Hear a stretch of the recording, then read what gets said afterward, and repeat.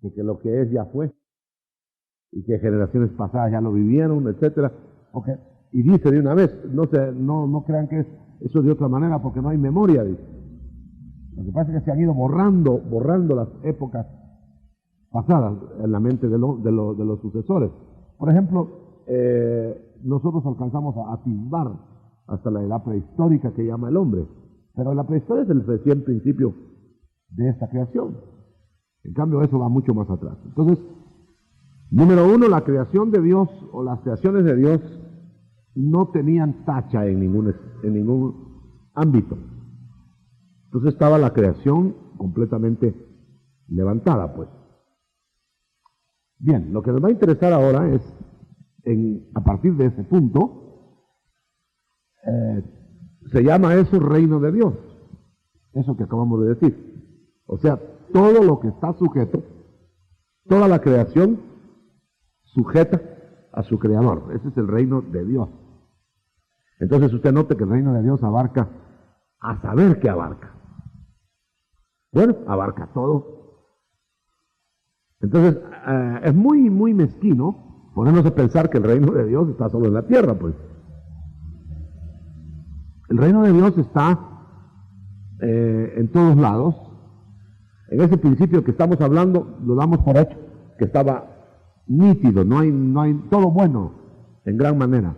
Entonces, se sabe, ahí está ya lo primero, se sabe que hubo una creación antes de Adán en la tierra, que a saber cuántos millones de años tuvo. Esa creación sabemos que es en la tierra porque había un Edén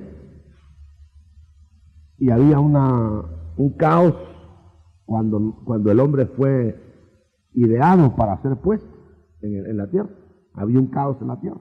Entonces da la impresión que es en esta tierra donde fue hecha esa estirpe, y luego no vamos a hablar de eso, cayó, fue condenada, y a cambio de eso se hace la creación para el hombre. Bueno, ahí arranquemos.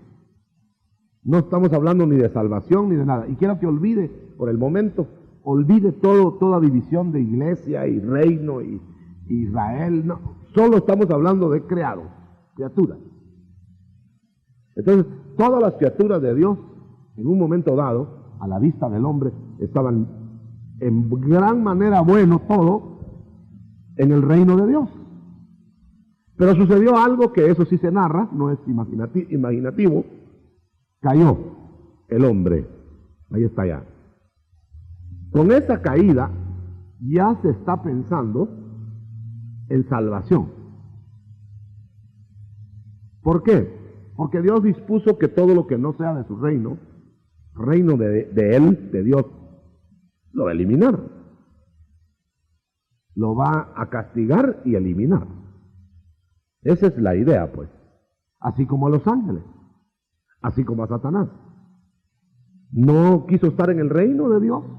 Y acuérdense que él era un alto jerarca del reino de Dios. Los ángeles eran altos jerarcas del reino de Dios y cayeron.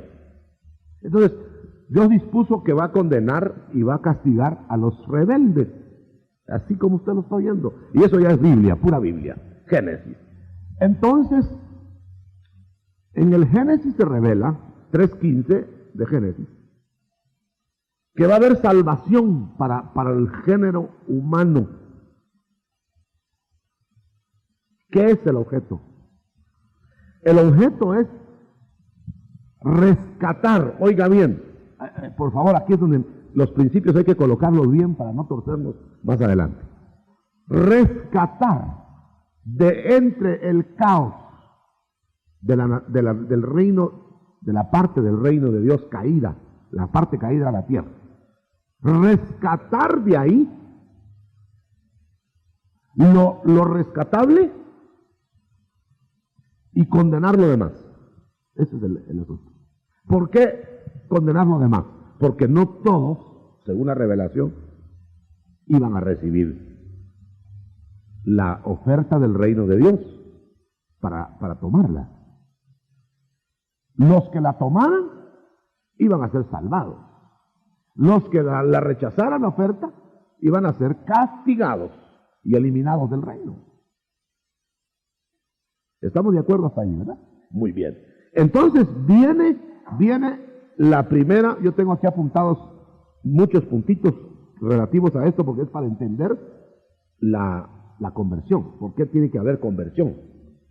Y no solo arrepentimiento. Entonces, la oferta que Dios hizo en Génesis 3 es: yo les voy a poner rescate por medio de la muerte voy a castigar a un inocente. Y los que crean que ese es el precio del rescate y se hagan de ese rescate, se salvarán. Sencillo, hermano, mire qué sencillo empezó el Evangelio. Ahí sí que no había ni qué teología más que teología estudiar. Sencillamente acójanse a la sangre derramada de un inocente, y en ese inocente yo voy a castigar todo el pecado del culpable. La única condición es que crea. Y empezó a poner corderos en los altares. Fíjese que todavía no había pueblo israelita, todavía no había nada más que solo altares. Los altares no tienen nacionalidad. Entonces, por eso es que la doctrina, entre comillas, del sacrificio en los altares es universal. No es asunto de una religión cristiana o no cristiana, es de todo el mundo, hermano. Hasta los salvajes que nunca han salido de su selva hacen altares y sacrifican. Porque Dios puso eso. ¿Para qué? Para que el que creyera fuera rescatado, salvado. Eso es en cuanto a salvación. Pero ¿qué tenía que hacer el salvado o el presunto salvado? Tenía que creer eso y tenía que ir a los altares y sacrificar corderos. Muy bien. Por supuesto, ahora entendemos que esos corderitos inocentes, que nada tenían que ver con el pecado de los que estaban ahí enfrente, matándolo, estaban señalando al Calvario. O sea que el Evangelio siempre se ha predicado entonces, de hecho. Al estar el corderito ahí, Abel, que fue el primero, y Caín que no quiso poner cordero, al ver el cordero ahí estaban pensando en él que vendría a salvar con su sangre a los pecadores. Porque evidentemente sabían que esos corderos no salvaban, solo hacían figura y cubrían el pecado. ¿Por qué? Porque estaban diciendo yo creo. ¿En qué? ¿En el cordero? No. ¿En los corderos? No, en el cordero. Muy bien, entonces ya está la fe. Y al haber fe, el primer ejemplo que puso el Señor en el mundo fue cubrirlos con la piel del inocente. Bueno, note bien eso. Entonces, ¿qué está diciendo esa lección? Está diciendo, el que se va a salvar porque lo va a cubrir el inocente que murió. ¿Cubrir de qué? Del frío, no. ¿Cubrir de qué? Cubrir de la ira de Dios. Hermano, por eso es que hay que empezar desde el principio, como dicen, porque sabiendo esto, ¿qué participación tendrá el que se cubre con la ira de Dios? Acuérdese que Dios es el que cubre, entonces como Él cubre bien. Si cubriéramos nosotros con nuestras invenciones religiosas, tal vez cubriríamos mal. Pero ¿quién cubre?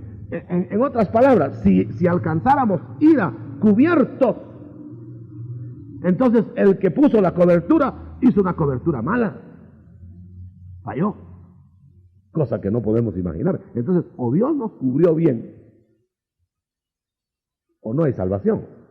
Ahora, si hay salvación, nos cubrió bien. Ahora, si nos cubrió bien, hermano, y estamos debajo de la piel del que no salva, ninguna condenación hay para ellos. Por eso vamos a ser librados de la ira que viene. Ahí no hay, ahí como usted está mirando hasta esta altura, no hay méritos, no hay credo, no hay nada. Solamente poner todo en el Cordero que Dios ordenó. Muy bien. Ahora, esta oferta, ¿para qué era? Para que el que estaba en el mundo retornara al reino de Dios. Fíjese bien, sin salir del mundo. Entonces, la oferta es la siguiente. ¿Quiénes me van a creer en el mundo? Yo, dijo Abel. Yo no, dijo Caín. Ahí tenemos los primeros dos. Ah, bueno, entonces el que me creyó queda bajo la cobertura del Cordero de Dios. Entonces es salvo. El que no, fuera de la presencia de Dios, viva con todo lo que hay en el mundo, pero sin saborear nada, fuera, ahí está. Esa es la distinción desde el principio. Ahora, ese estado ahí, mi hermano, es lo que nosotros podemos llamarle en Abel la conversión. Porque Abel no solo se arrepintió de sus pecados, fíjense que los dos eran pecadores, Abel y Caín.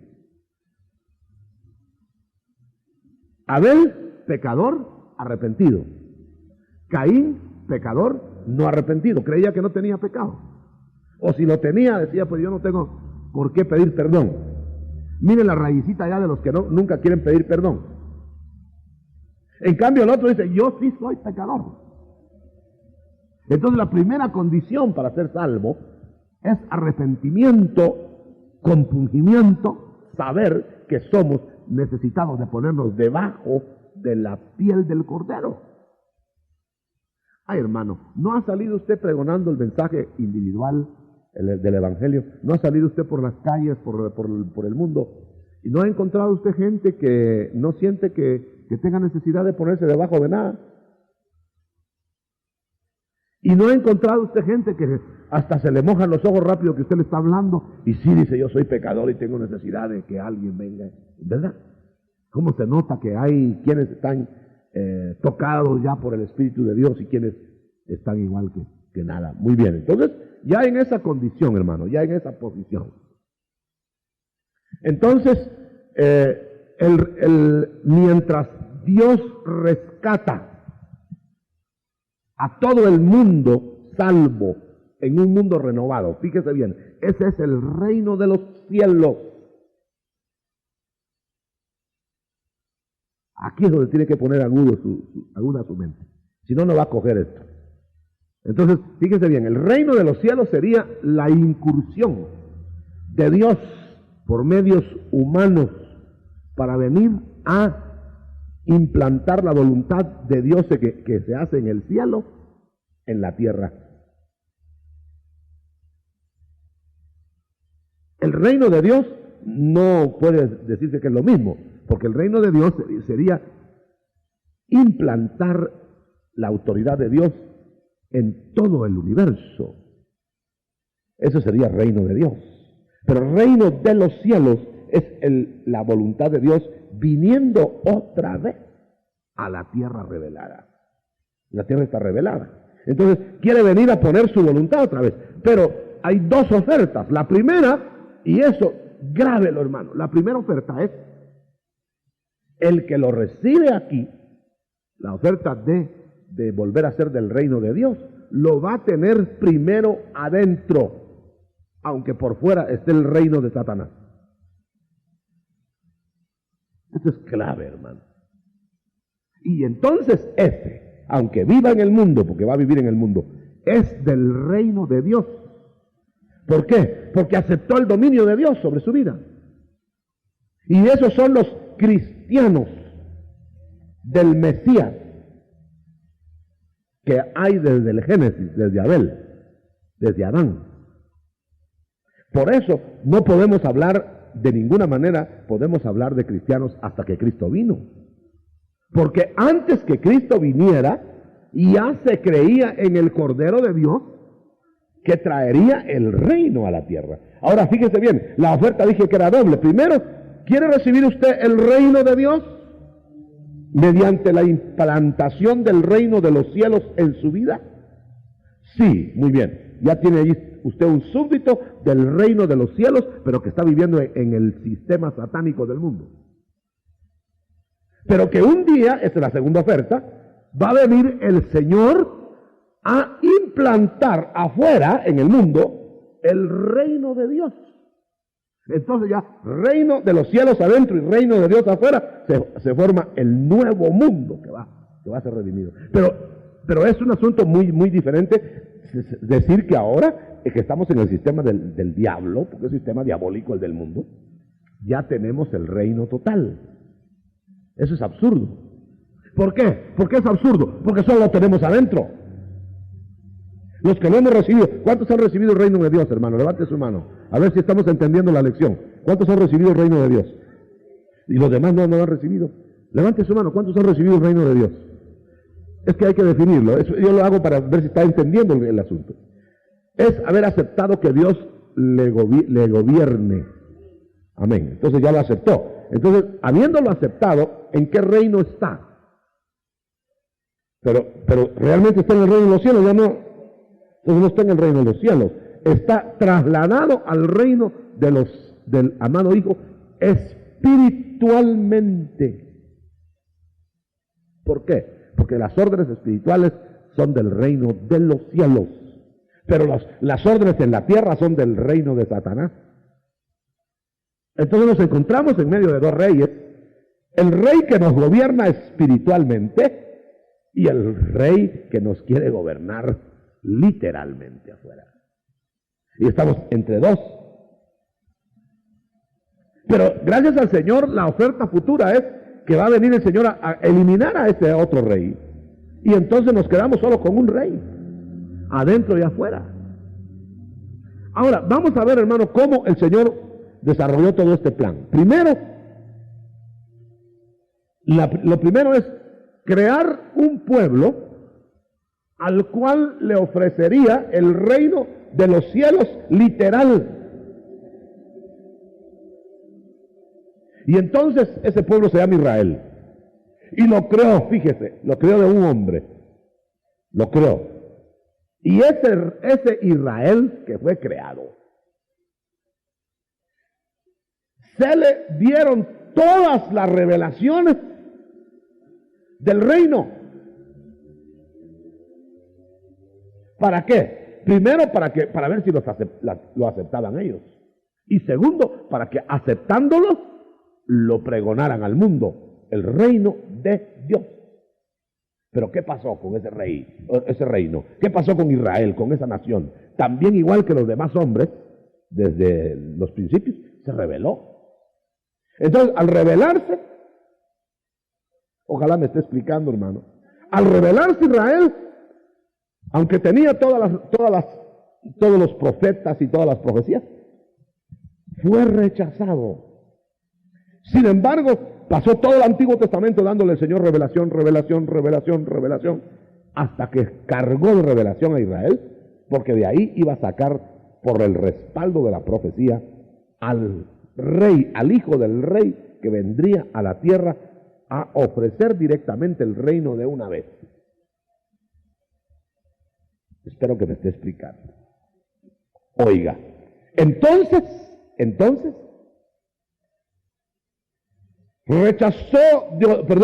enseñó Dios a Israel. Israel esperó al hijo del rey que iba a venir. Al final de los tiempos, o en el tiempo preciso, vino el hijo del rey. Y se les presentó y les dijo, aquí estoy, yo soy el hijo del rey. Quiero implantar el reino de los cielos para volver a todos ustedes al reino de Dios. Y le dijeron, no te queremos, y lo rechazaron. ¿Qué hubiera pasado si lo aceptan? Que el reino de los cielos se implanta inmediatamente y el reino de Dios domina otra vez toda la creación y hubiera sido eliminado Satanás y hubieran sido echados todos los demonios fuera y el mundo estuviera en un Edén ya hace 2000 años. Pero como ellos lo rechazaron, Entonces Dios dijo lo siguiente, y es aquí donde quiero que entendamos lo que viene, hermano. Entonces el hijo del rey le dijo, no me quieren a mí de rey, entonces me voy.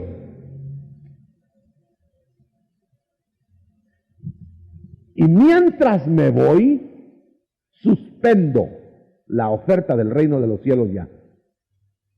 Y solo se queda funcionando la oferta del reino de Dios adentro de los corazones de los que lo acepten. ¿Ok? Ahora note. Pero mientras yo me voy y vuelvo a reanudar el trabajo para restaurar el reino de los cielos, voy a conseguir otro pueblo nuevo. Este es el punto, hermano. ¿Cuál es ese pueblo nuevo? Es la iglesia. Entonces dice, y cuando lo haya conseguido, todo nuevo, todo. Ahí está la conversión, mire. Todo nuevo, ese pueblo. Entonces volveré a tratar para restaurar el reino que se quedó pendiente de instaurar en la tierra.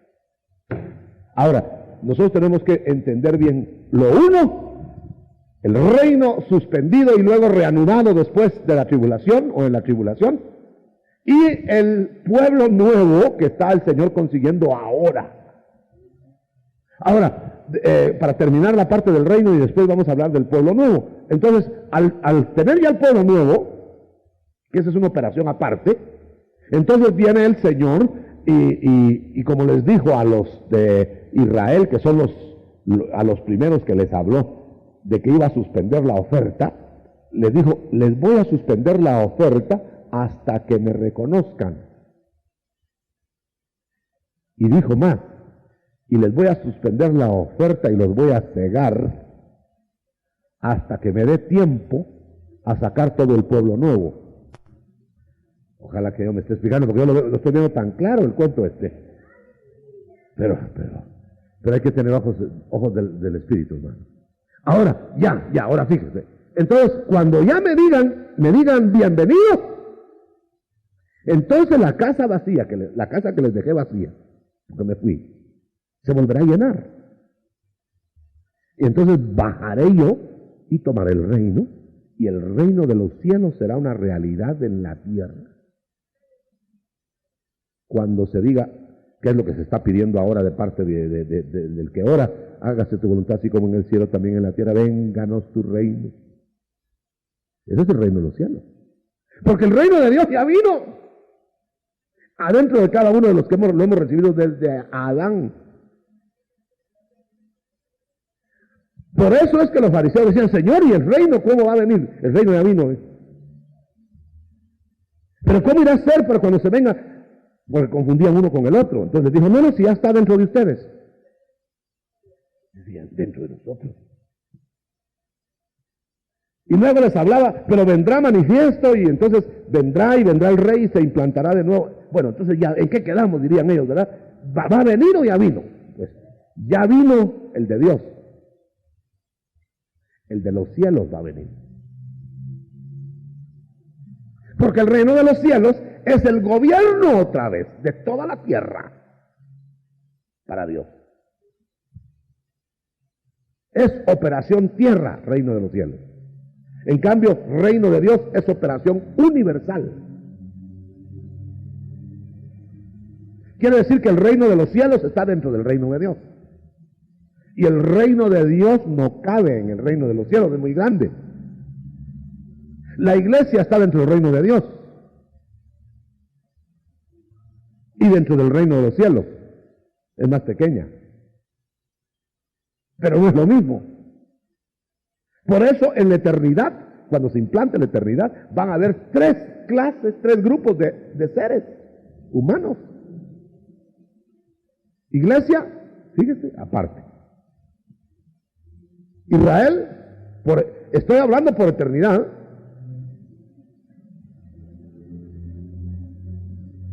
Iglesia, Israel y las naciones. ¿Cómo está hoy? Iglesia, Israel y las naciones, solo que sin juzgamiento todavía. Hay un solo pueblo juzgado ya, solo uno. Israel va a ser juzgado en la tribulación. Las naciones van a ser juzgadas al final de la tribulación. Solo hay un pueblo ya juzgado. ¿Cuál? La iglesia. ¿Por qué está juzgada? Porque ya juzgaron al que se puso de sustituto. ¡Aleluya! ¡Aleluya! Ahí está. Hermano, ¿lo cogió? ¿O solo yo estoy aquí haciendo malabares? ¿Lo cogió? Entonces, ahora sí vamos a poder, si usted cogió esto, ahora sí va a poder entender la parábola de las 10 vírgenes. Si no, no la agarra. No agarra ni una de las 10 vírgenes. Usted va a ver que cuando el Señor hizo la oferta de reino de los cielos, a Israel primero y luego lo iba a hacer al mundo, habló de la parábola de las 10 vírgenes. Y habló de la parábola de los talentos. Y habló del juicio de las naciones. Fíjese bien, ¿cómo habló de las vírgenes y cómo habló de los talentos? Dijo, mientras yo me voy, mientras el hijo del rey se va, hagan negocio con él o con los talentos. Ese no es el reino necesariamente de Dios, sino esa es una operación doble. Van a hacer negocios con sus talentos. Los del reino de los cielos mientras viene el rey y los de la iglesia. Es el trabajo en ausencia del. Y las 10 vírgenes es como explicando el Señor que van a haber 3 grupos. Los gentiles alrededor de la boda de la esposa que aparece en la parábola, las acompañantes de la novia y la novia. Es otra vez, iglesia, Israel y las naciones.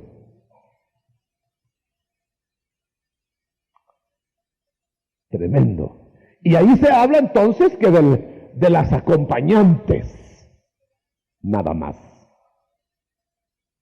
Solo de las acompañantes va a haber eliminación.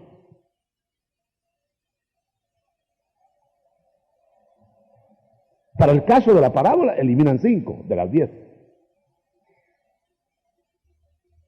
Pero, ¿de qué sección? De la sección Israel. Las naciones después serán juzgadas. Unas naciones cabros y otras naciones ovejas. Fíjese bien. Pero la esposa es llevada en la parábola de las vírgenes a las bodas. No la mitad de la esposa, ni 3/4 de la esposa, sino toda. Entonces, por eso vamos a ver ahí en la parábola, hermano, que está otra vez el Señor implantando y diciendo, el reino de los cielos. Así empieza la parábola de las 10 vírgenes. Si usted tiene su Biblia ahí, va a ver que léala conmigo. Mire, a veces creemos que es nada más para evitar cacofonía, que se pone reino de Dios, reino de los cielos. No, es diferente, es diferente. Fíjese que ahora se llama reino, el reino de los cielos, se llama reino en misterio. ¿Sabe por qué es en misterio? Porque no parecen los súbditos de ese reino, no parecen hijos de ningún rey. Y se llama en misterio porque ¿cómo es que ese reino está dentro de otro reino? Dentro de un reino enemigo. Bueno, 25:1. Mire qué dice. El reino de los cielos será semejante, Bueno, ¿cuál reino? Si usted se ha fijado bien en las definiciones, nos está entrando un poquito de eco aquí, hermano, nos quiere bajar un poquito de eco. El reino de los cielos, si usted se ha fijado bien en lo que hemos explicado, ¿qué sería ahí el reino de los cielos? Alguien me lo contesta, porque si no, no es que no se quedó nada. ¿Cuál sería el reino de los cielos ahí? ¿Cuál? No. El dominio del cielo que va a venir a la tierra. Eso es. El reino de los cielos es el cielo gobernando otra vez la tierra. El reino de Dios, el Creador gobernando otra vez todo. Entonces, el reino de los cielos será semejante. Pues, para que se implante el reino de los cielos en la tierra, tienen que discriminar, tienen que separar primero tomar la esposa, número 1. Según la parábola de las 10 vírgenes, estamos hablando de la parábola. Primero que tomar, mejor dicho, tal vez vamos a ponerlo mejor así, más claro. Primero preparar a los del reino a esperar que el hijo que se va a casar venga. Prepararon 10. Segundo, venir a traer a la esposa para casarse. Tercero, ver de las que se quedaron supuestamente esperando la venida del esposo, pero no esposo de ellas, del esposo, ver quiénes están preparadas y quiénes no. Las preparadas llevarlas como compañía de la esposa, y las que no están preparadas, eliminarlas a la tribulación. Ahora, fijémonos bien. Entonces, la esposa y las 5 vírgenes prudentes son salvas,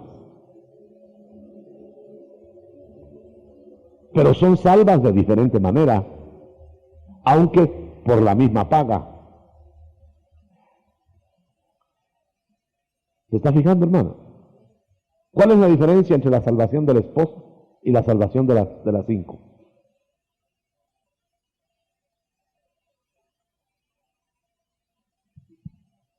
Diríamos que por la sangre de Cristo, las 6. Todas. Sí, pero ¿por qué está diferente una a las otras 5? ¿Porque fue escogida para qué? Porque a ella le escogieron para algo diferente, ¿no? ¿En qué operación? En la operación de buscar nuevo pueblo mientras los otros están rechazando el reino de los cielos. Bueno, más claro no canta un gallo, hermano. Bueno, sigamos. La esposa no viene a ser probada.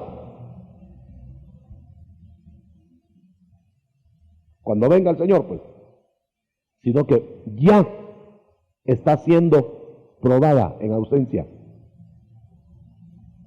El Señor no está probando a las naciones. El Señor no está probando a los rechazadores del reino. A ellos les dice, bueno, si ustedes quieren lo reciben en el reino, y si no, no. Pero espérense, van a acumular ira cuando yo venga.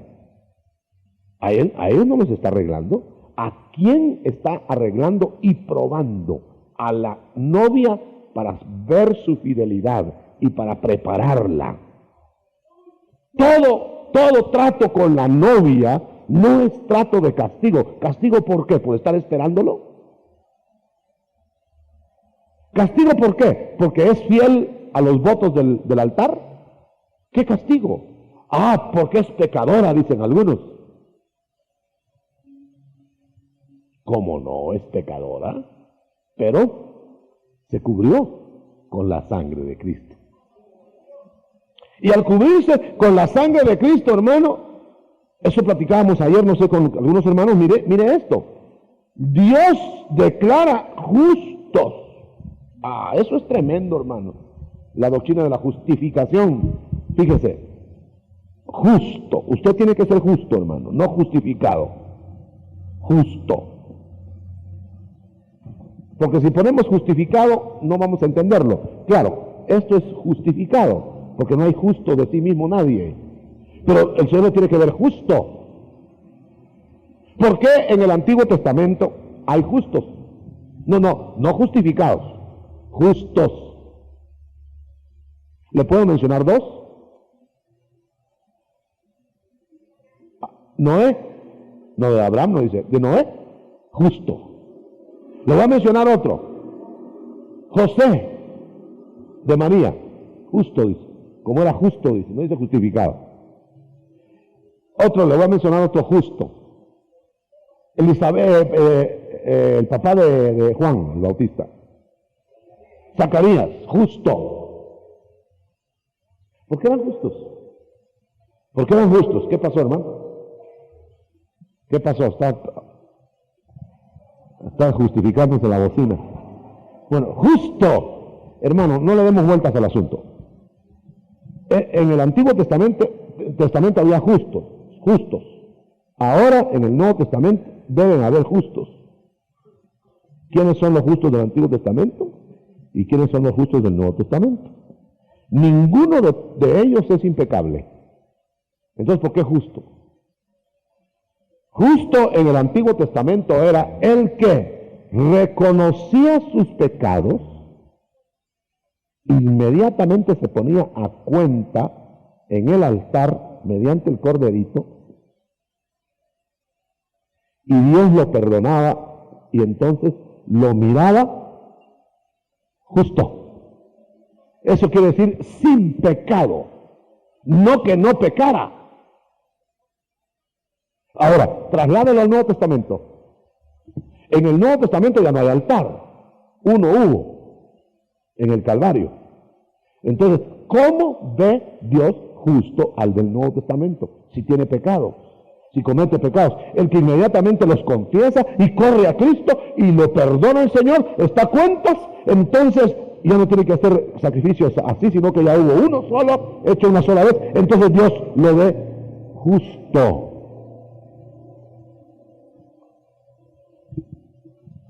Entonces quiere decir que hay cristianos que no andan justos, sino que están justificados.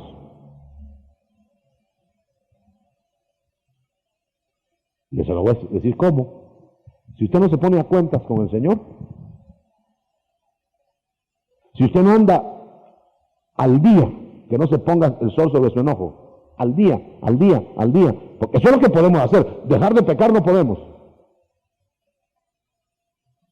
En el sentido de que más de algún pecado nos va a alcanzar. Pero ¿qué sí podemos hacer? Arrepentirnos rápido, ir a Cristo y confesárselo, y el que confesara sus pecados, le perdona todos sus pecados. Entonces ya sale de ahí justo, su conciencia tranquila, ya puede dormir sin pastillas. Va, entonces, note usted, hermano, necesitamos ser justos.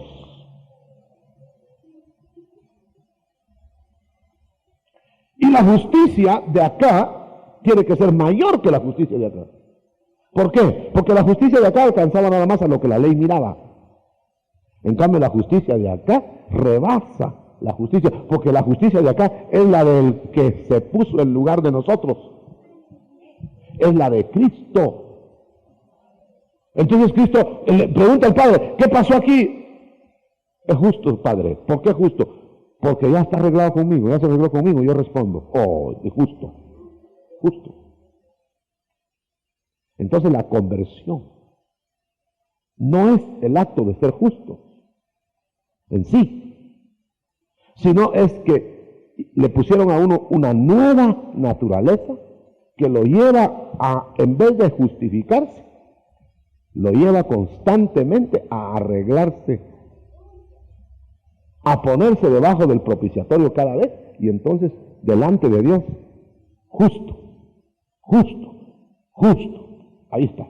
Ya, justo, no hay problema. Ahora, yendo a la parábola de las vírgenes, entonces. Esa parábola de las 10 vírgenes, hermano, hay que analizarla para poder entender este detalle de lo que estamos hablando. Entonces hay cristianos que por andar justificados nada más. Justificados quiere decir que están presuntamente perdonados, pero del juicio final, de la muerte segunda. No presuntamente, están perdonados de la muerte segunda, pero no están arreglados. No están agradando a Dios. Entonces, ¿qué les va a pasar? Que los van a tratar de tal manera que reconozcan sus pecados, se arrepientan antes que sea tarde, y hasta los pueden matar Dios, los puede matar Dios. Tiene agentes suficientes Dios para matar al creyente que le ande jugando la vuelta cada rato. ¿Para qué? ¿Por qué? Porque lo tiene que entregar puro, justo. Entonces, o lo arregla con consejos, si es que oye consejos, o lo arregla con caramelos, si es que le gustan los caramelos, o lo arregla con leñazos, si no entiende lo otro. Perdone que lo diga así fuerte, pero ¿qué es lo que dice la Escritura, hermano? Que hay juicios correctivos para el creyente. ¿Por qué? Y que se debe juzgar él mismo. ¿Por qué? Porque no lo va a juzgar con el mundo, dice. Entonces lo va a juzgar él. Es una misericordia de Dios que lo esté a usted en apuros y lo tenga en problemado, para que usted recapacite y se dé cuenta y se examine de que anda mal, de que anda, es justificado, pero no anda justo. Le voy a decir una verdad tremenda, hermano. Si usted solo es justificado, tiene seguro su trechito en el cielo, hermano. Tiene sus arras, las enseña, tiene seguro su sitio en el cielo, pero tiene bien inseguro su sitio en la tierra.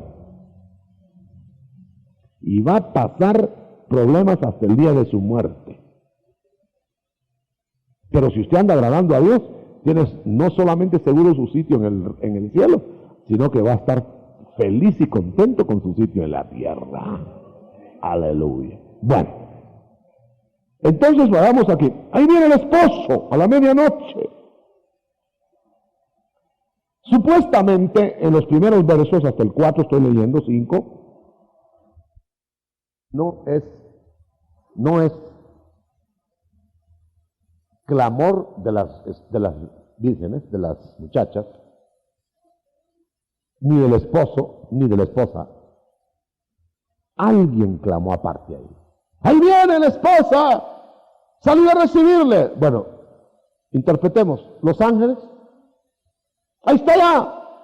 El que viene, ahí está, viene, ahí está, ya viene. ¡Suban a recibirle! Bueno, y salió. Pero, ¿quiénes salieron? Ahora note usted.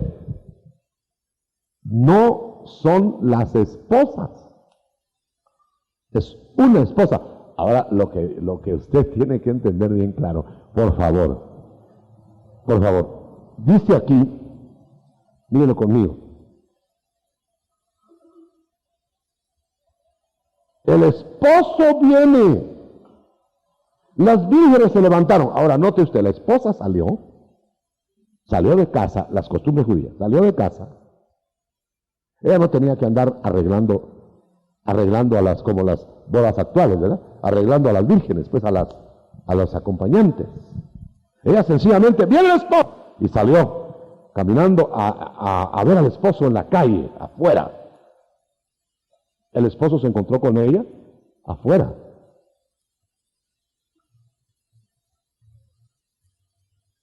Así era la costumbre. Y luego las 5 que estaban absolutamente preparadas acompañaron a la esposa.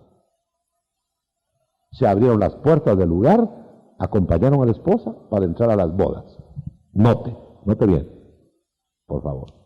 Ya juntas se vio la diferencia. Ahí se establece la diferencia con las otras 5. Por favor, la diferencia está clara. Las otras 5 sí tenían aceite, sí tenían aviso del Espíritu, de algo sobrenatural, es decir, Cristo estaba ahí. La idea de Cristo, digamos en la parábola, la idea del que venía, pero no había depósito suficiente de aceite, no había aceite adicional. El aceite adicional es la morada, ¿cómo dijera? El aceite adicional es la preparación. El Espíritu Santo haciendo el trabajo aquí. Y si no hay suficiente aceite, el trabajo no está completo. Entonces, las otras 5 se quedaron y no entraron. Iban a comprar, a prepararse a esas horas, se cerró la puerta, no las conozco, etc. Bueno, la parábola de los bienes o talentos no es nada más, hermano, que el trabajo que los del reino van a realizar aquí en la tierra, mientras el que les entregó sus bienes regresa. Entonces noten, todo lo que estamos hablando es reino de los cielos. ¿Por qué vamos a hablar de iglesia? La iglesia es la esposa, nada más. Pero aquí todo el relato va dirigido a las vírgenes, a los que están trabajando, no a los que se van, ¿me entiende? Entonces, todo el enfoque es que el reino de los cielos se va a implantar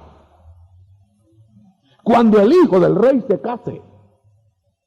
Entonces regresa y el reino que está, la voluntad que está en el cielo, baja a la tierra y lo envuelve todo.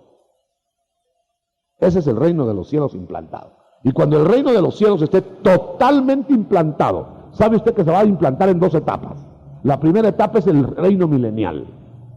El reino milenial lo precede la tribulación para arreglar a todos los enemigos del Hijo que va a reinar.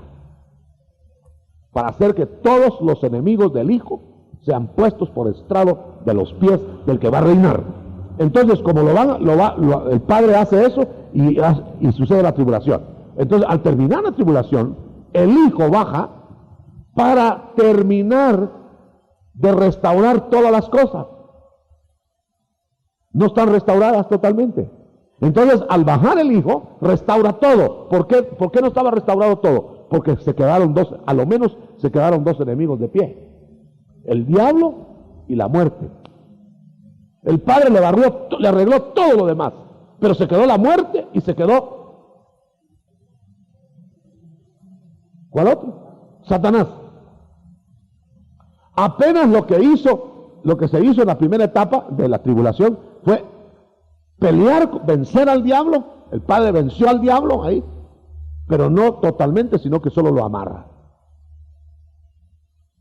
Y lo amarra por un tiempo. Y la muerte se queda detenida, pero ahí está. No actúa porque todos están bajo un gobierno perfecto del Hijo de Dios. Pero ¿qué pasa al finalizar ese gobierno? Al finalizar ese reino, surge el diablo otra vez. Y por un poco de tiempo que estábamos comentando con unos hermanos, que analice usted ahí, hermano, hay un poco de tiempo después del milenio, antes del reino eterno. ¿Cuánto irá a tardar ese poco de tiempo? El diablo es suelto por un poco de tiempo. Usted sabe que esos pocos de tiempo de la Biblia, a veces los pocos de tiempo tardan 2000 años, ¿no? Pero usted ha leído ahí que dice que va a ser desatado por un poco de tiempo. Y entonces dice conquista las naciones. ¿Cuánto irá a tardar eso?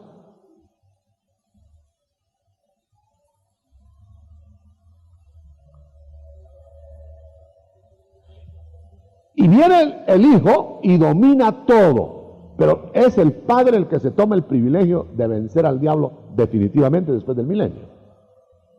Y le entrega al Hijo todo debajo de sus pies. Porque usted sabe que el Padre le dijo que Él lo iba a poner a reinar hasta que estuvieran todos sus enemigos por estrado de sus pies.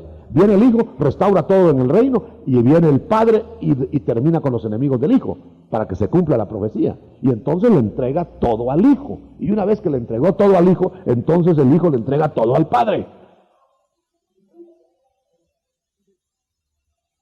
No sé si me explico. Y cuando le entrega todo al Padre, los dos, Padre e Hijo, hay que leerlo en Apocalipsis, gobiernan eternamente todo el reino de Dios. Muy bien. Fíjense en esto. Entonces la iglesia es un asunto muy aparte. Hemos estado hablando de reino, hermano. Yo voy a dejar ya lugar a preguntas.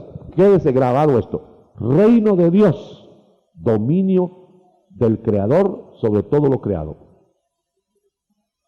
Reino de los cielos, dominio del cielo sobre la tierra rebelde.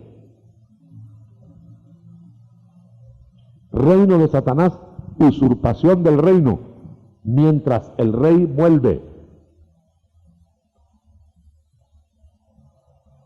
Iglesia, esta es operación aparte, esta es operación de amor. Esta es una operación guerrera y la otra es operación de amor. Nada tiene que ver pelearse con casarse. Por eso los que peleaban no se casaban. Y los que se casaban no peleaban.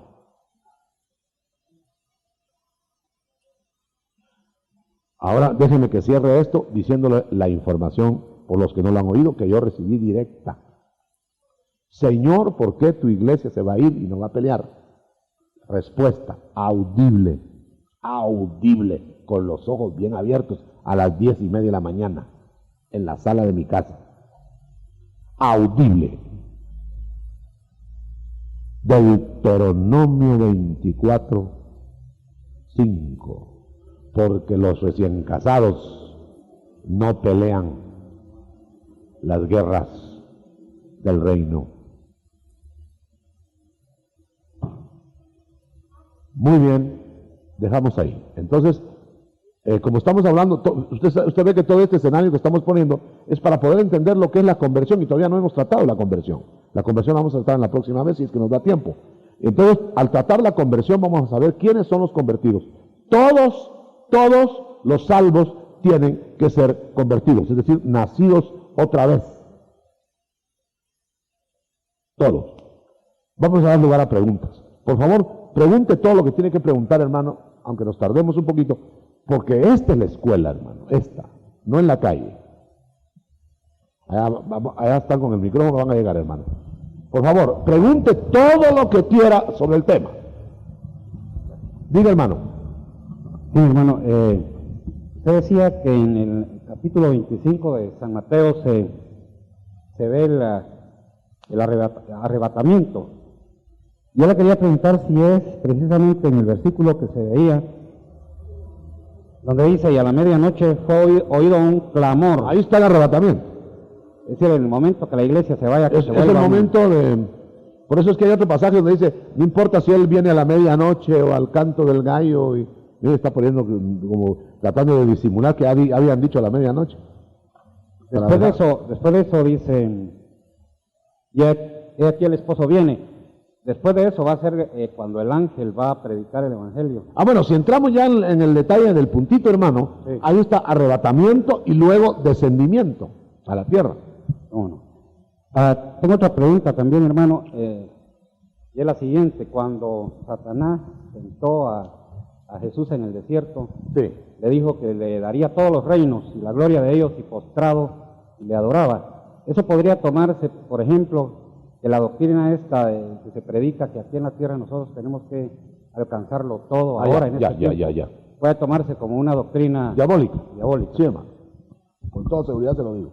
¿Sabe por qué? Porque no puede haber lo total en este siglo. En este siglo todo es parcial. Lo total es en el siglo venidero. Un ejemplo, el Señor pagó por la salud completa de usted y yo, pero no sanidad, salud. ¿Cuándo la va a dar? Mire, si la diera automáticamente al creer nosotros, no habría enfermo cristiano. Entonces, ¿será que está fallando? Entonces ¿la dio o no la dio? Mire, la dio para el día de la manifestación del reino total, porque entonces ya no se va a enfermar nadie. Pero mientras llega eso, usted tiene algo parcial ahora, sanidad divina. Parcial, ¿por qué? Porque de todos modos se tiene que morir de algo, pero puede probar la sanidad, pero no va a probar la salud divina, porque si prueba la salud divina se eterniza aquí. Si usted coge la salud divina aquí, hermano, no se muere. ¿De qué? Entonces ya agonizando usted en el nombre de Jesucristo, y tú se endereza, y así sigue por sécula seculorum. Iguales, hermano, los dones del Espíritu son conocimientos parciales de lo total que será después en el siglo venidero. Podemos probarlos ahora, pero ¿qué podemos probar ahora? Parte. Cuando venga lo perfecto, entonces todo será. Quiere decir que toda la prosperidad en un reino en misterio, en un reino escondido bajo tierra, no puede ser evidente en todos, porque entonces terminaría el tesoro. Déjeme que lo ponga así, mire. Usted sabe que hablamos eso en el tesoro escondido. Está la tierra, aquí está el tesoro, mire. Es el pueblo de Dios que Cristo vino y vio. Fíjense. Entonces, esto brilla porque es tesoro, tremendo, brillante.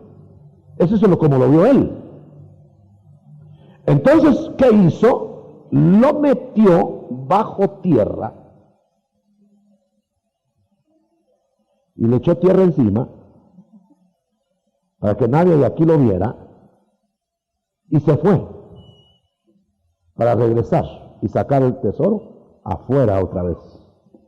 Cuando ya todo esto no fueran enemigos. Porque si lo saca ahora se lo roban, hermano. Entonces, decir que ahora vamos a brillar bajo tierra, mentira, hermano. Bueno, bajo tierra estamos brillando, porque ya lo tenemos y vamos a brillar afuera. Pero nadie va a brillar totalmente afuera. ¿Usted se imagina lo que sería que se diera cuenta alguien viendo lo que se coge de tesoro? Porque eso vamos a tenerlo todo, oro, plata, todo, aquí, cuando sea el tiempo. Si lo vieran que lo tenemos ya, todo el mundo se hace cristiano, pero por el oro y la plata. Por eso le echaron tierra, porque el que mira la tierra dice, no, si ahí pobretones terminan, no, yo no, ahí no me meto, tierra encima.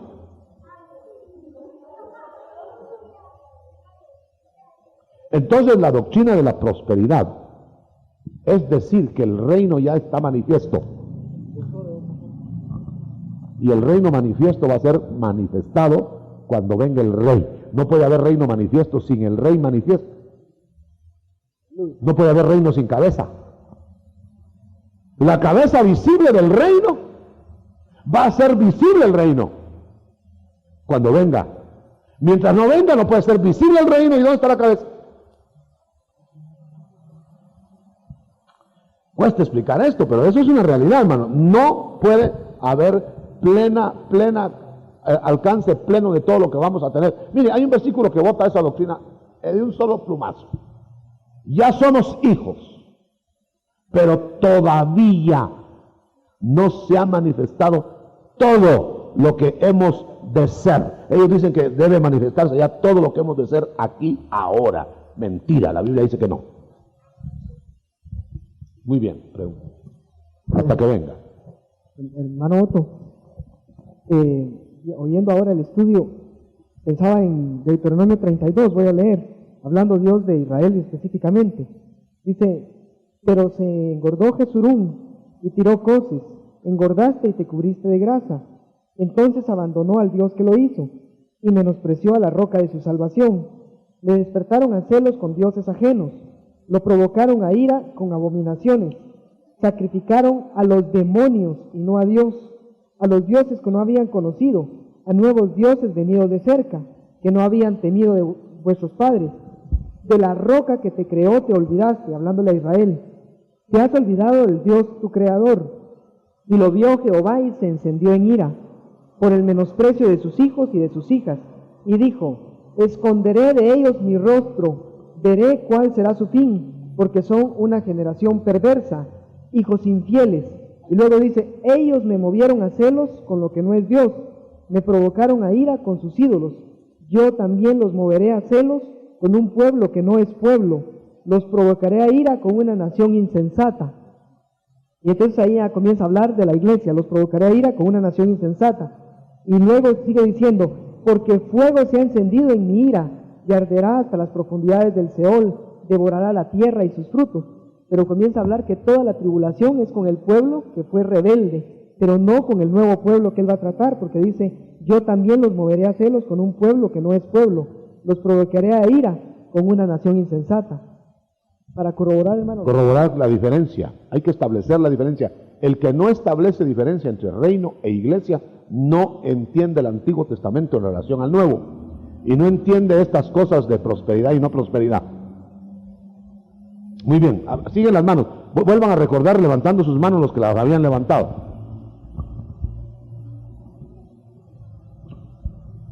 Hermano, tengo dos preguntas. Una es, los justos es la iglesia y los justificados son los acompañantes. No, hermano, no podríamos ponerlo así tan dogmático, ¿sabe por qué? Porque realmente la Biblia habla que nosotros somos justificados.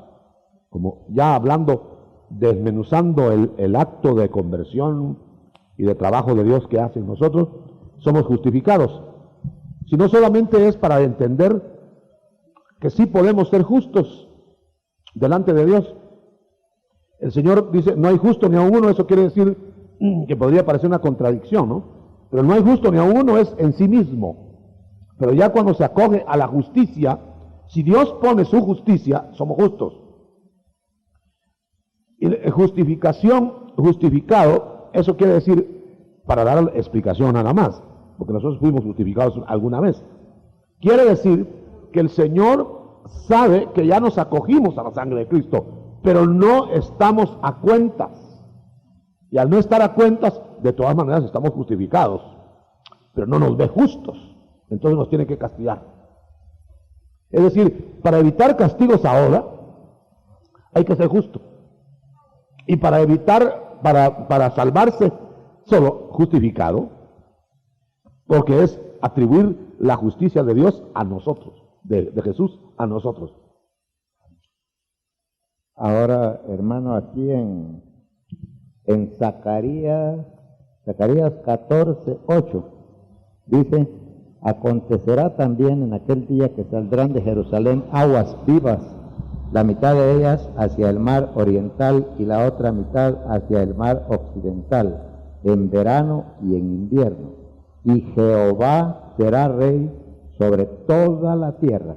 En aquel día Jehová será uno y uno su nombre. ¿Qué sería ahí la? ¿Qué manda? ¿Cuál es la pregunta ahí, hermano? La pregunta es lo que usted habló hace un ratito, entre el Señor Jesucristo le iba a poner a Dios Padre todo bajo sus pies para que Dios Padre, no, al revés.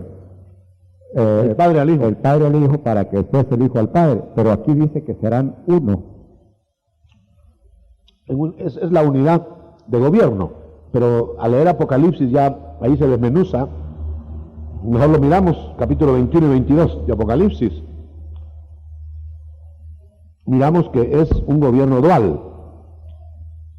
Y por eso es que las figuras del Antiguo Testamento ponen siempre como número 2 al Hijo.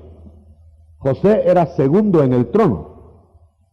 Daniel pasó a ser segundo en el trono. Lo que quiero decir con eso es que el Hijo no se ausenta del gobierno.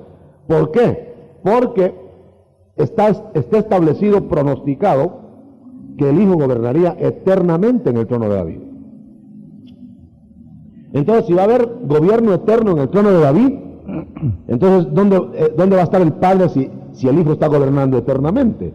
Y cuando dice, entregará al Padre todo, las mejores versiones no dicen entregará, sujetará. Entonces van a ser los dos. Por favor, miramos en Apocalipsis, nos dice que estaba él y el Cordero, hermano. Gracias, 22:3.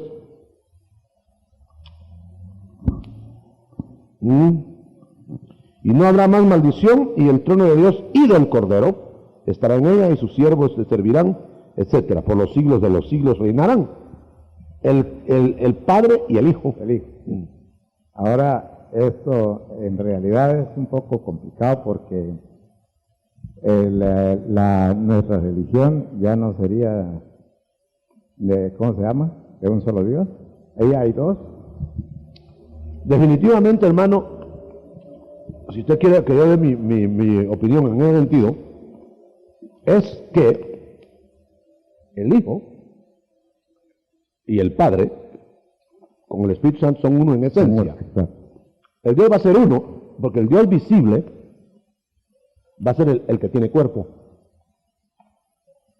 O sea, lo que hizo Dios fue centrar toda la mirada del universo en el cuerpo del Hijo. Y el cuerpo del Hijo va a ser el centro de todo. Pero el verdadero gestor es el Padre. Y el que aplica todo eso es el Espíritu Santo. En esencia es un solo Dios, pero el Dios visible. Por eso ahí se va a cumplir el que me ha visto a mí, ha visto al Padre. Entonces no vamos a ver dos dioses, vamos a ver uno solo. Solamente que el visible es el Hijo, ¿eh? Esa manera de entenderlo, hermano, esa manera de entenderlo nada más, porque es explicar la Trinidad. No, una pregunta a mi hermano. ¿Qué significará el número 5 en las vírgenes? ¿Tendrá algún número, algo especial, mi hermano? Afortunadamente no me acuerdo cuál es el significado del 5, tiene significado. Gracias. Gracias, hermano. Gracias. Está la respuesta. Bueno. Amén, mi hermano. Sí, no tomemos eso como que el 50% se va a salvar y el 50% se va a perder. Más bien gracia, ¿verdad? ¿Pero el otro 5 entonces? Los otros 5 pues no aprovecharon la gracia. No aprovecharon la... sí. No que no tenían gracia, no la aprovecharon. Eso es. Mire, mi hermano, hablando usted algo de lo que dice usted, que dan los dones del Espíritu, ahora son parciales, y la sanidad parcial. Así como dice el Señor que nosotros estamos en luz, ¿verdad? Nosotros tuvimos una experiencia preciosa en Miami, estando en el mar, mi hermano, con unas hermanas. Y una señora estaba un poco retirada de nosotros. Entonces ella se fue acercando y dijo que ella tenía muy mala vista, pero que había visto en nosotros luz. Y la luz la hizo acercarse a nosotros. Dice que era una luz fuerte. Entonces yo siento que el Señor a veces parcialmente permite eso por algo que Él va a hacer, ¿verdad? Indudable. Sí. Amén. Pues es para... ¿Sí? Tal vez para entenderlo, Amén. mi hermano escribe ahí, está así, mire, Cristo, la iglesia. Este es el siglo presente. Entonces en el siglo presente, o sea, cuando Cristo estuvo en la tierra, y nosotros estamos en la tierra todavía, Dios vino y actuó por Jesucristo a través del Espíritu Santo. Dones. Entre paréntesis. Esta fue una acción parcial de Cristo. Él nunca cuando estuvo ministrando, nunca estuvo en todo poder me ha sido dado en el cielo y en la tierra. Eso fue cuando ya se iba. ¿Es cierto o no es cierto? ¿Se recuerdan que dijo al ascender, todo poder me ha sido dado en el cielo y en la tierra? Pero eso no lo dijo al venir. Entonces, ¿cómo trabajó delante de los hombres mientras estaba en este siglo? Trabajó por lo que los dones del Espíritu le daban. Él nunca trabajó como Dios. Él actuó como un santo en el poder del Espíritu Santo. Entonces, pongámoslo a nivel de la iglesia es igual. Ahora en este siglo está trabajando de igual manera que Cristo por los dones del Espíritu, por el poder del Espíritu Santo, en la medida que se entrega.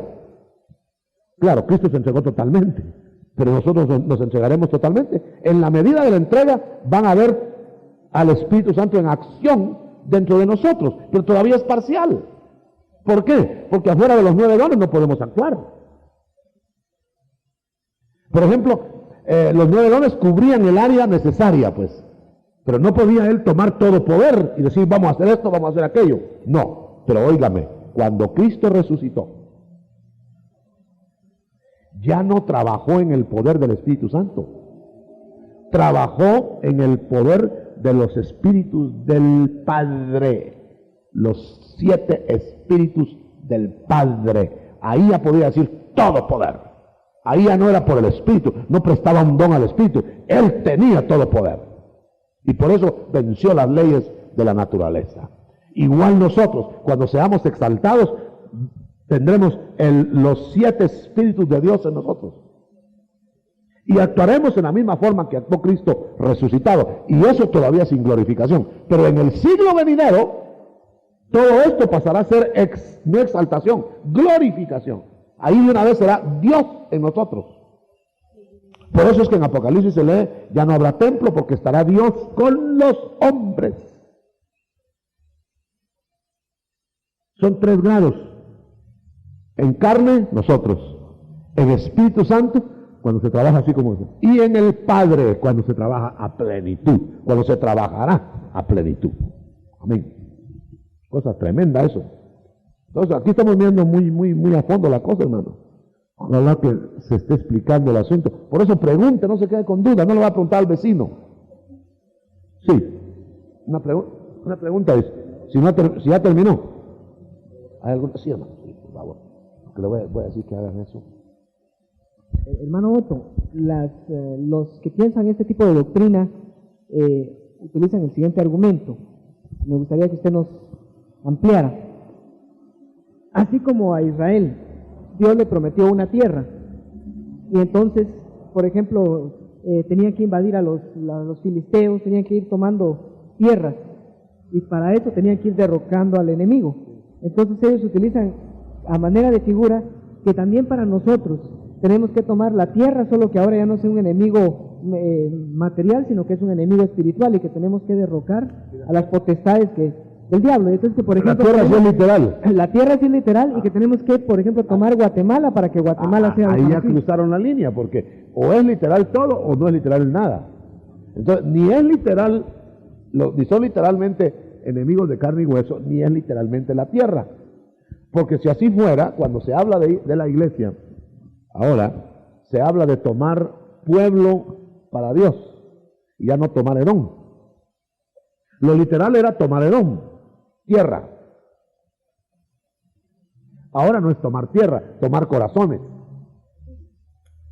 Hay que pasarlo todo espiritual, pues, porque si agarran solo lo que le conviene, no. Ahora, claro, ellos dicen, hay que entrar y desalojar al enemigo, pero ese es desalojo del enemigo para una posesión espiritual que vamos a tomar. No es desalojar una casa para quedarnos con la casa. Imagínense que va a echar usted fuera demonios a una casa, le dice, bueno, la casa es mía porque ya he hecho yo al enemigo. La casa sigue siendo del pobre dueño, ¿no? ¿Me entiende? Usted lo que ganó ahí fue terreno espiritual en el reino. Amén. Es difícil convencer al que ya está convencido, ¿verdad? Pero realmente la doctrina de la prosperidad hoy, como signo de estar bien con Dios, es errada porque habría que arrancar el libro de Job. Y habría que quitar todos los que sufrieron, justos que sufrieron, porque o que se empobrecieron. Quiere decir que, según Job, puede haber prueba a un creyente que no ha pecado, que es justo, es decir, que no ha pecado por aquello que le van a hacer. No, dice Job, no había pecado. Tenía pecados, pero por lo que iban a tratarlo no era por un pecado, era prueba para probar que Job era justo. Entonces, un cristiano puede ser probado quitándole todo lo material.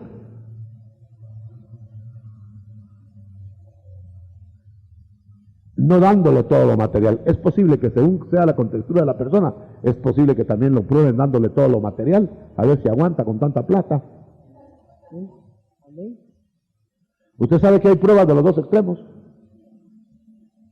A Lot lo probaron dándole abundancia.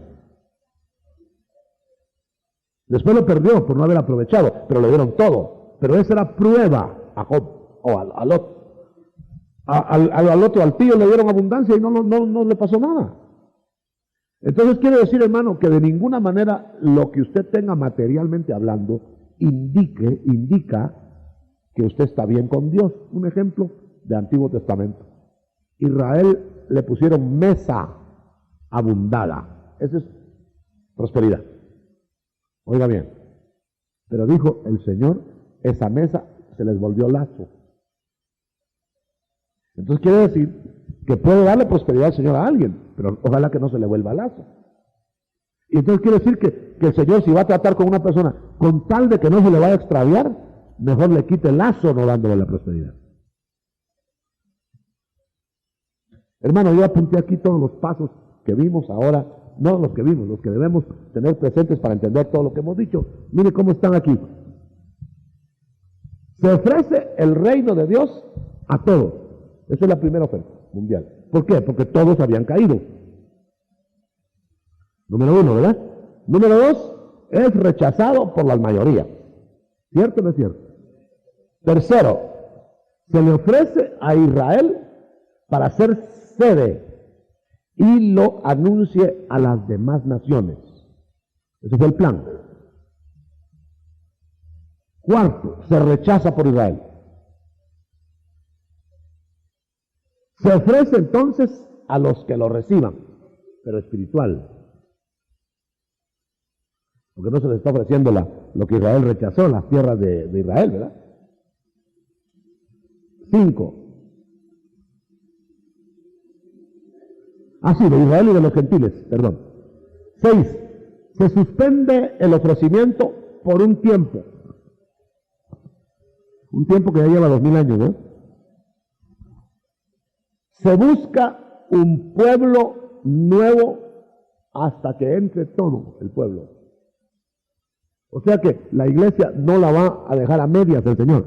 Va a buscar pueblo nuevo hasta que todos entren. Es decir, todos los que van a ser pueblo nuevo. Enseguida sigue 8. Se le ofrece nuevamente a Israel. ¿En dónde? En la tribulación. 9. Antes Israel será engañado por el reino falso.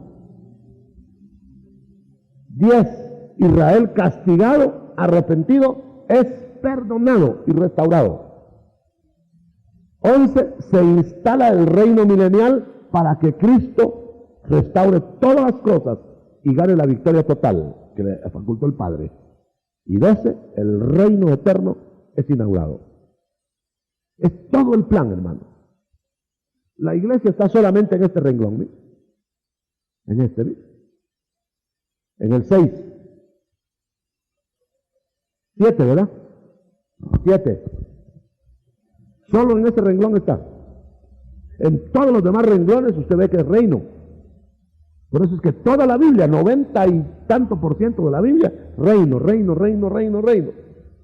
Y usted va a ver muy bien que, aunque el Evangelio es uno, son fases evangélicas según las etapas. Por ejemplo, ahora se está predicando pura gracia.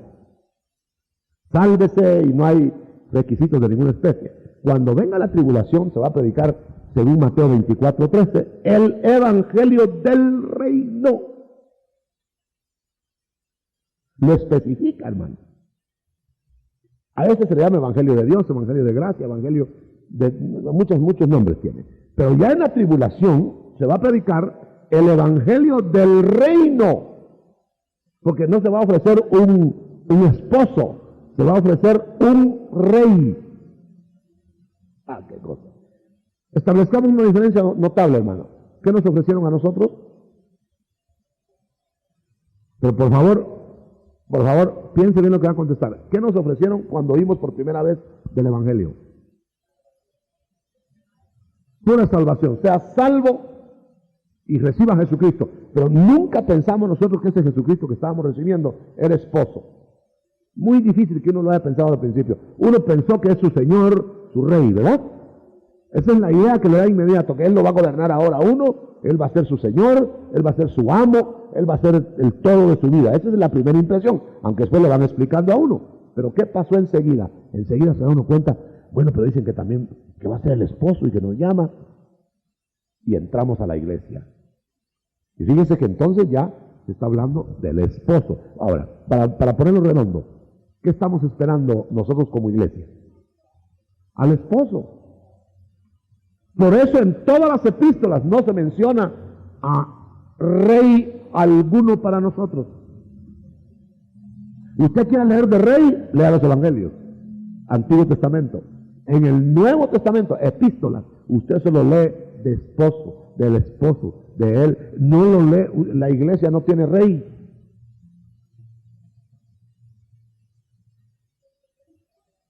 Se habla de cabeza y esto y el otro. Oiga bien, hermano, él es el esposo. Pero vaya a hablar usted a nivel de reino, esperan rey, Mesías. Son dos, pero que es el mismo, ¿no? Ahora, tal vez, si me regalan un minuto, porque esto es cosa seria, ¿no? Así que copie todo eso, ya lo copió. La piedra que desecharon los edificadores. Ese renglón que acabo de leer. Piedra que desecharon los edificadores. Ese es el estado actual. Pero los que no la desechamos, para nosotros, adentro de nosotros, es piedra angular, ¿o no es así? Pero oiga, pero cuando dice, ha venido a ser cabeza de ángulo, está hablando de la segunda venida. Eso está diciendo, ahora es desechada, con excepción de los que la recibimos adentro. Pero cuando Él venga, Él va a ser puesto como piedra angular. Entonces quiere decir reino visto por todos. En cambio ahora no lo ve nadie, más que los que lo recibimos. Por eso dice, para nosotros que le recibimos, precioso, dice. Y para ellos, dice, piedra de tropiezo. Qué precioso saber, hermano, que nosotros tenemos más ojos que los demás, ¿verdad? Los demás miran que es tropezadero y nosotros felices ahí con el Señor. Sencillamente porque le dimos entrada y entonces el Señor nos llamó a conformar su cuerpo. Ojalá que haya copiado todo eso, porque en ese tenor vamos a seguir hablando de los demás asuntos de la iglesia. Que el Señor le bendiga. Todavía hay una pregunta. Miguel. Hermano, yo quiero suplicarle que me dé una pequeña explicación de lo que es la doctrina de la prosperidad y por qué está errada. Está errada porque la prosperidad Dios la ofrece en la redención, y la redención es un asunto que va a cumplirse hasta que el Señor regrese, por la siguiente razón. Porque es la misma doctrina del pecado. Él quitó en la cruz el pecado. Si lo tomamos que ya lo quitó, y no es que lo va a quitar en la aplicación, nadie de nosotros hoy tendría pecado. Nadie haría pecado ya. Ya lo llevó Cristo, nadie haría pecado. Sin embargo, nosotros todavía pecamos.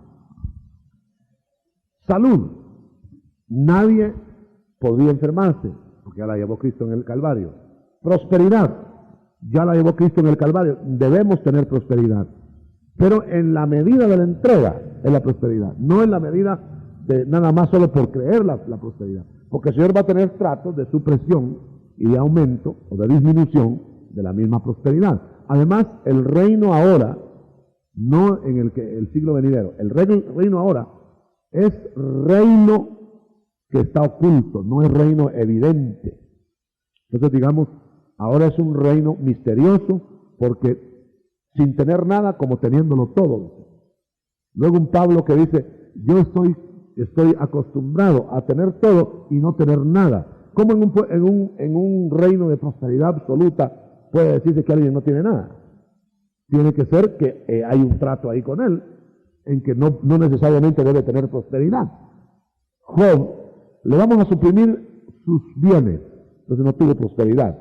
Al no tener prosperidad, evidentemente no estaba diciendo que estaba mal con Dios.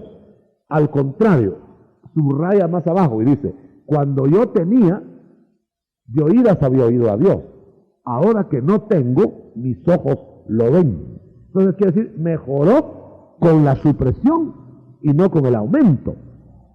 Si el reino actualmente sería nada más lucir comodidades, sería un reino que sería comida y bebida y abundancia, y no un reino espiritual. Y el rey mismo se hubiera manifestado en medio de la tierra como el que más tenía, y se manifestó como el que menos tenía.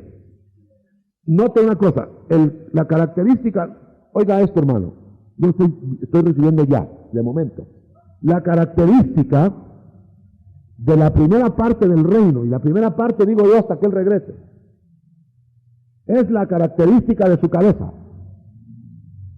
Y la característica de la segunda parte del reino es la característica de su cabeza. Oiga bien, ¿cómo vino la cabeza en la primera mitad? En humillación, sin tener dónde reclinar su cabeza.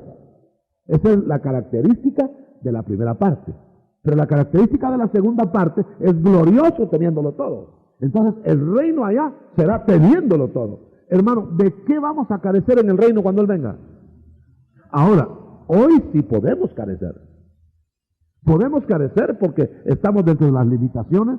Inclusive va a haber tiempo en que van a oponerse todos al Evangelio y nos van a dejar saber en qué condiciones. Eso es una cosa evidente.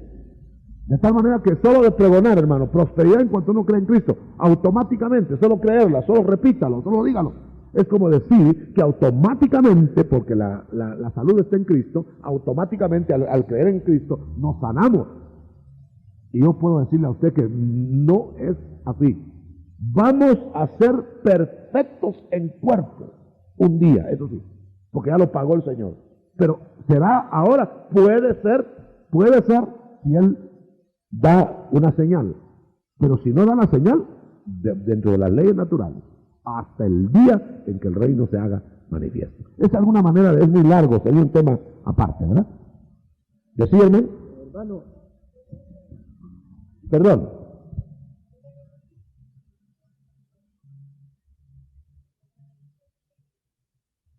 Sí, sí. Yo creo que es la doctrina de la prosperidad sin más trámites. Es una doctrina que se parece mucho a lo que le dijo Satanás al Señor en el desierto. Todo